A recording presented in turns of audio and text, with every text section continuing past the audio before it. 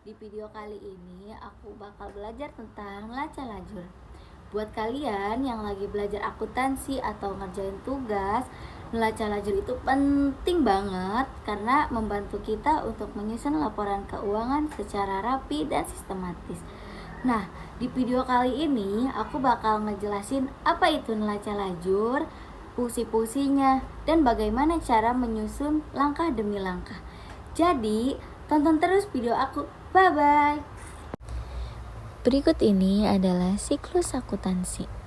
Yang pertama ada transaksi bisnis, jurnal umum, buku besar, neraca saldo, neraca lajur, laporan keuangan, laporan rugi laba, laporan perubahan rugi laba, dan laporan posisi keuangan.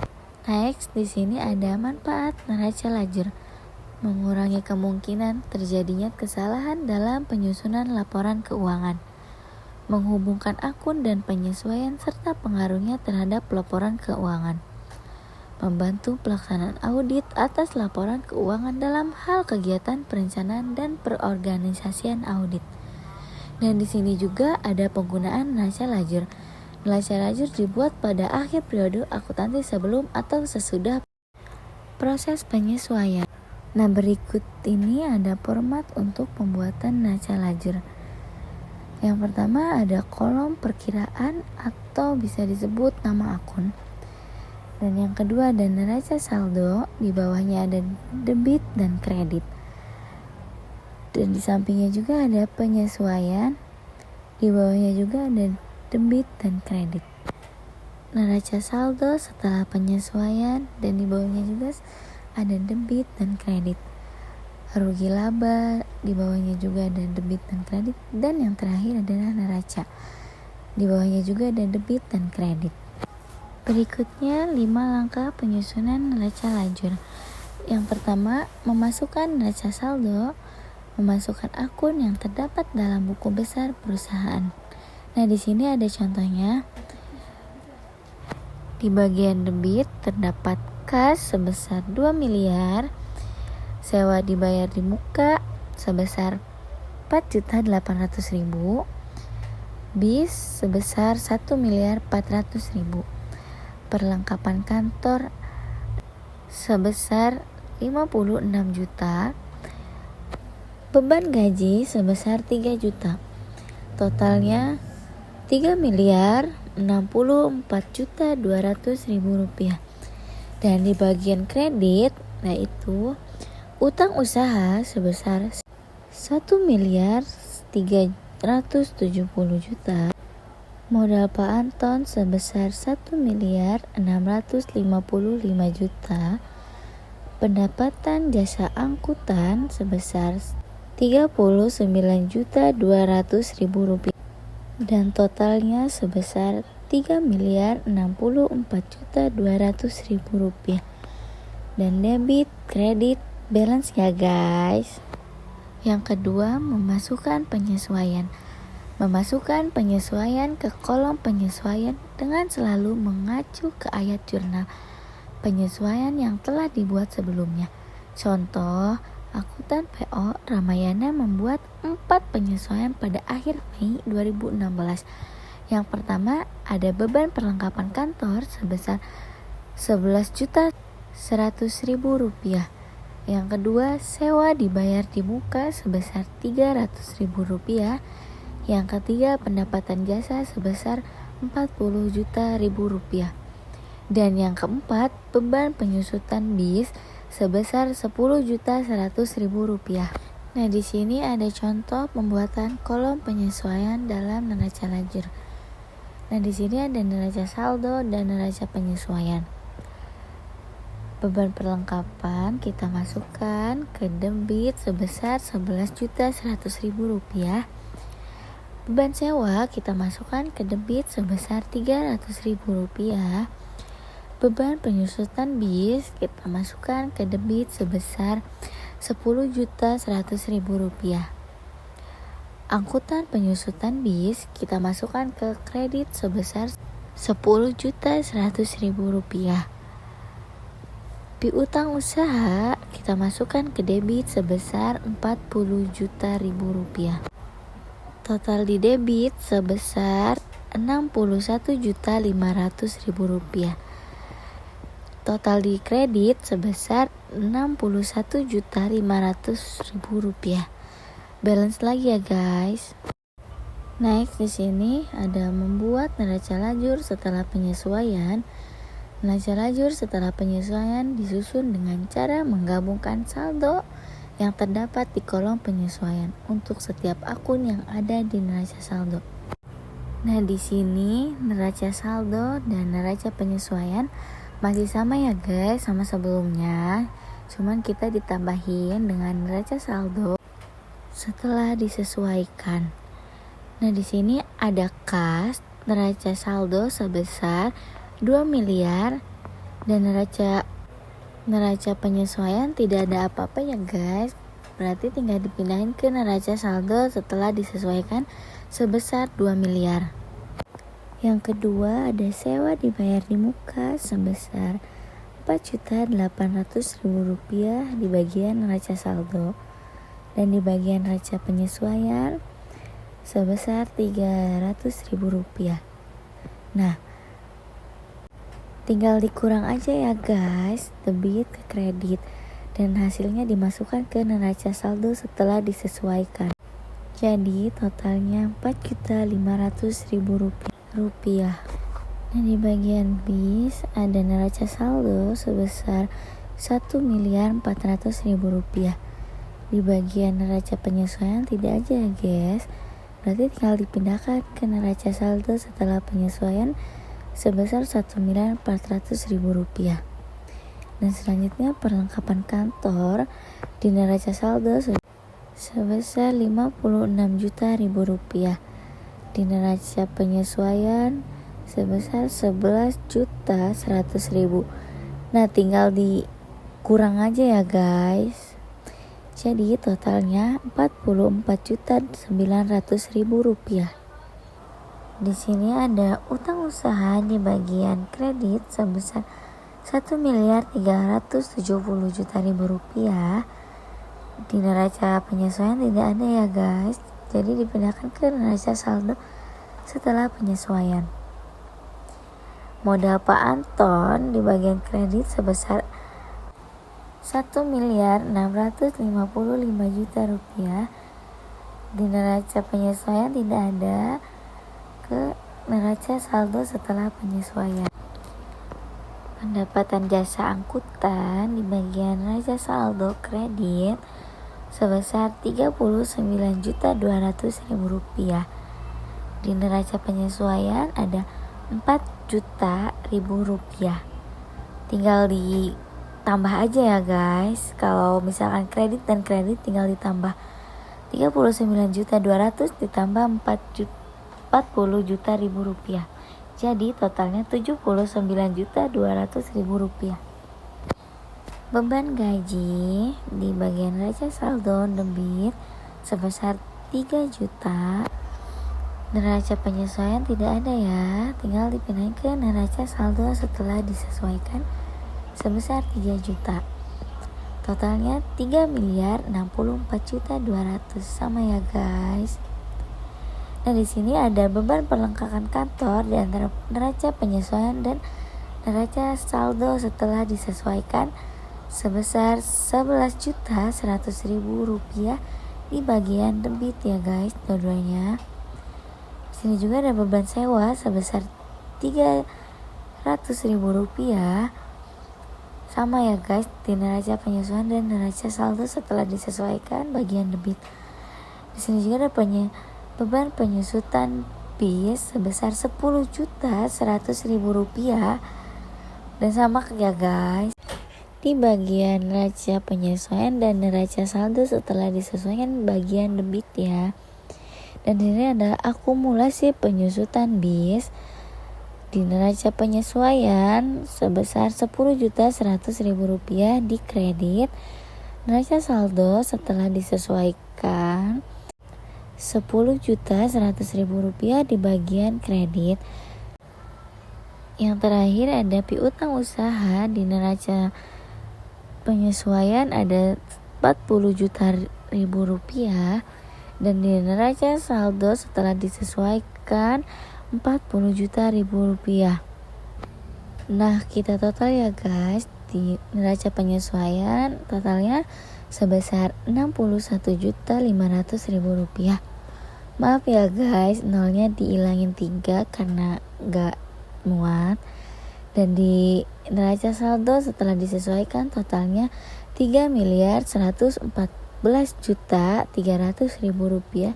Dan maaf juga ya guys, nolnya dikurangin. Next, di bagian keempat, memindahkan angka-angka pada saldo neraca setelah penyesuaian ke laporan keuangan. Langkah ini dilakukan dengan cara akun pendapatan dan beban diletakkan di kolom laba rugi. Akun aset, liabilitas, modal pemilik, dan price diletakkan di kolom laporan posisi keuangan sesuai dengan posisinya debit atau kredit. 5. Menghitung laba atau rugi neto. Langkah selanjutnya menjumlahkan sisa debit dan kredit pada kolom laporan laba rugi. Selisih antara sisa debit dan kredit adalah laba tahunan berjalan atau rugi neto. Jika sisi kredit atau akun pendapatan lebih besar dari debit akun beban, maka diperoleh laba berjalan. Jika sebaliknya, maka diperoleh rugi neto. Nah, di sini ada laporan keuangan laba rugi. 1. Jika pendapatan lebih besar dari beban, maka laporan rugi laba menyajikan laba periode berjalan. 2. Jika beban lebih besar dari pendapatan, maka laporan laba rugi menyajikan rugi neto. Contoh laporan laba rugi di sini ada PO Ramayana, laporan laba rugi bulan 31 Mei 2016. Di sini ada pendapatan jasa sebesar 79.200.000. Di sini juga ada beban-bebannya nih. Beban gaji sebesar 3 juta, beban perlengkapan kantor sebesar 11.100.000 rupiah, beban sewa sebesar 300.000 rupiah, beban penyusutan bis sebesar 10.100.000 rupiah. Total beban 24.500.000 rupiah. Dan di sini 79.200.000 rupiah dikurang dengan 24.500.000 rupiah dan ditotalkan laba periode berjalan sebesar 54.700.000 rupiah. Nah, di sini ada PO Ramayana neraca lajur bulan 31 Mei 2016. Nah, tadi kan kita udah bikin neraca saldo, neraca penyesuaian, neraca saldo setelah disesuaikan. Nah, kita di sini tinggal bikin laporan laba rugi dan laporan keuangan posisi. Nah, tadi kan kita udah dibahas ya, tinggal kita ngebahas bagian laporan laba rugi dan laporan keuangan posisi. Kita mulai dari pendapatan jasa angkutan. Di sini ada pendapatan jasa angkutan sebesar 79.200.000 rupiah di bagian kredit yang tadi kita tulis. Dan di sini ada beban gaji sebesar 3 juta di laba rugi bagian debit. Di sini juga ada beban perlengkapan kantor sebesar 11.100.000 rupiah di bagian debit. Di sini juga ada beban sewa sebesar 300.000 rupiah di bagian debit. Dan di sini juga ada beban penyusutan bis sebesar 10.100.000 rupiah. Kita total dari 11.100.000 rupiah ditambah 300.000 rupiah ditambah 10.100.000 rupiah, totalnya 24.500.000 rupiah. Nah, tadi kan ada laba neto. Nah, kita tulis di sini 54.700.000 rupiah. Jadi totalnya 79.200.000 rupiah. Dan di bagian kredit kan tadi ada pendapatan jasa angkut sebesar 79.200.000. Kita totalin sama ya guys totalnya. Dan sekarang kita pindah ke laporan keuangan posisi. Nah, kita mulai nih ya guys dari awal, dari kas. Tadi kan di kas tetap aja kan jumlahnya 2 miliar dan sewa dibayar di muka sebesar 4.500.000 rupiah. Bis sebesar 1.400.000 rupiah di bagian debit itu ya guys. Dan perlengkapan kantor sebesar 44.900.000 rupiah. Piutang usaha sebesar 40 juta ribu rupiah dan totalnya ada 3.089.800.000 rupiah. Dan kita pindah ke kredit. Di sini di kredit ada utang usaha sebesar 1.370.000.000 rupiah dan modal Pak Anton sebesar 655.000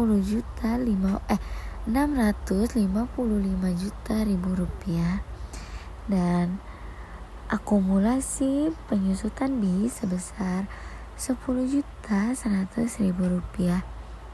Jadi kita total sebesar 3.035.100.000 rupiah. Nah, jangan lupa laba netonya ditulis di bawah ya guys. Tadi sebesar 54.700.000 rupiah.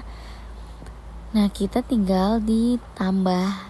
Jadi totalnya 3.075.100.000 rupiah. Debit dan kredit sama ya guys, semuanya balance. Nih aku jelasin lagi ya, takut ada yang masih bingung. Laporan posisi keuangan adalah sebuah laporan yang menggambarkan posisi keuangan, yaitu posisi aset, liabilitas, dan modal pemilik dari suatu perusahaan yang terklasifikasi atau classified balance sheet. Klasifikasi laporan keuangan. Yang pertama, aset lancar adalah kas dan sumber dana lainnya yang diharapkan untuk dijual, ditagih, atau digunakan selama 1 tahun operasional perusahaan. 2. Aset tetap adalah aset yang berwujud yang diperoleh untuk digunakan dalam kegiatan operasional perusahaan. Contoh, tanah, gedung, mesin, kendaraan, dan lain-lain. 3. Aset tak berwujud. Contoh, hak paten, merek dagang atau brand, hak cipta, rahasia dagang, dan goodwill.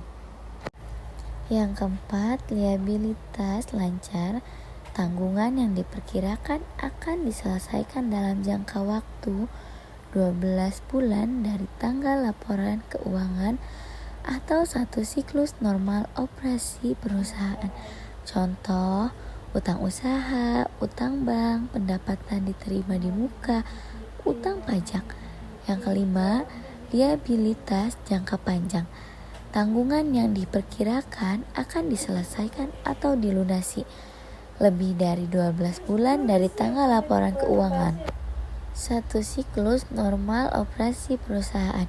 Contoh, utang obligasi dan utang bank yang jatuh temponya lebih dari 1 tahun. 6. Modal pemilik, bagian hak pemilik dalam perusahaan yang merupakan nilai sisa dari aset suatu perusahaan setelah dikurangi dengan liabilitas. Oke guys, mungkin aku bisa ngejelasinnya cuma segitu. Kurang lebihnya mohon maaf. Thank you.